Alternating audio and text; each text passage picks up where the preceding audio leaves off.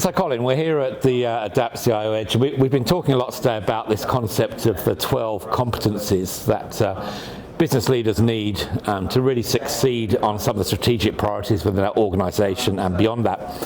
And you've done a lot of work with senior leaders, you do a lot of keynotes, you do a lot of workshops, that sort of thing. And I wanted to sort of talk to you a little bit today about what transform as a business leader. We talk a lot about transformation from a digital point of view and technology point of view, but also from a business leadership perspective. It's increasingly important, I think, for the leaders of organisations in Australia to actually transform themselves as business leaders, and more importantly, I think that their overall leadership style. So I'd love to get your thoughts on, if you think about this sort of concept of transforming as a business leader, what does it mean to you?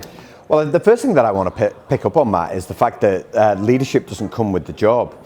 It should do, but it doesn't. Leadership is a choice that people can make, kind of a difference to people's lives.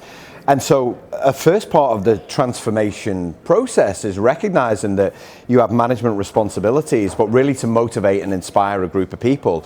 Leadership is where it's at. And what that requires is a number of things. It requires that they're highly self-aware, so they understand their strengths.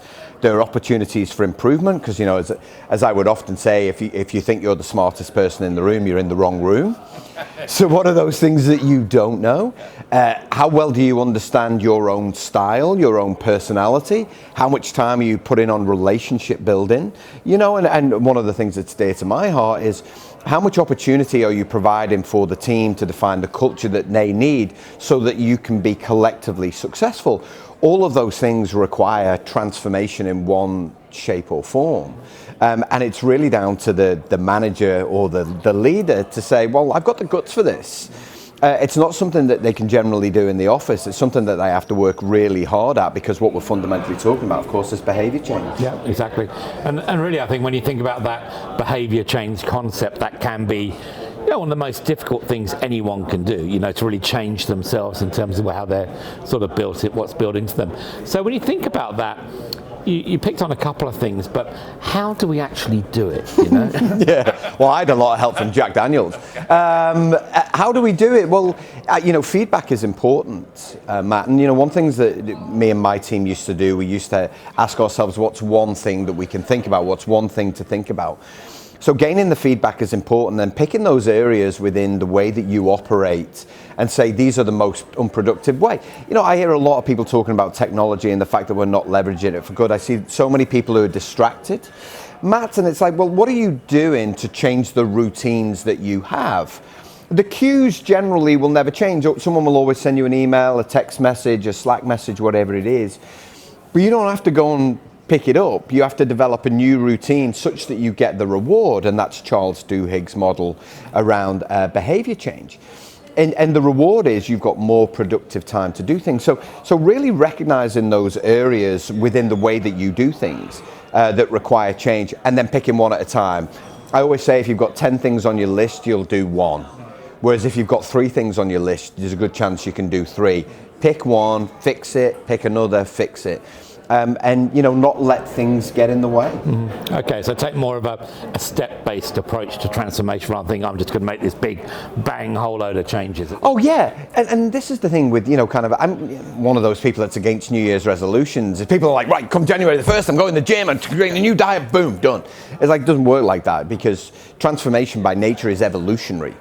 Pick one thing, change. Pick another, change. Pick another, change. I was 50 last year. I never want to get to the point where I stop transforming who I am, what I'm about. And that's being open to new ideas, new ways of thinking, new ways of being challenged myself, but then establishing new routines. People often use age for a barrier, but it's really down to commitment and desire. That's a good point. So when we look at organisational change in general, so we transform as a business leader.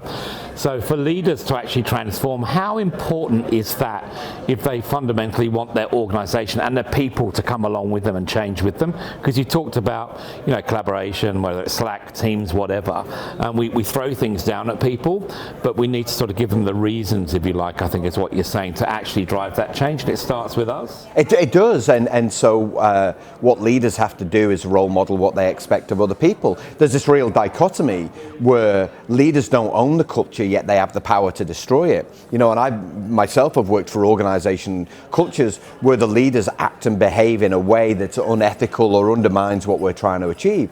And so people have to really recognise, leaders have to recognise that that transformation process starts with them, and it's up to them to set the tone for what they expect from others. And it only takes one emotional outburst to really destroy the trust that people have built in leadership. It only takes one decision not to include someone. It only takes one secret project to really upset the kind of culture that we need in order to deliver the strategic intent.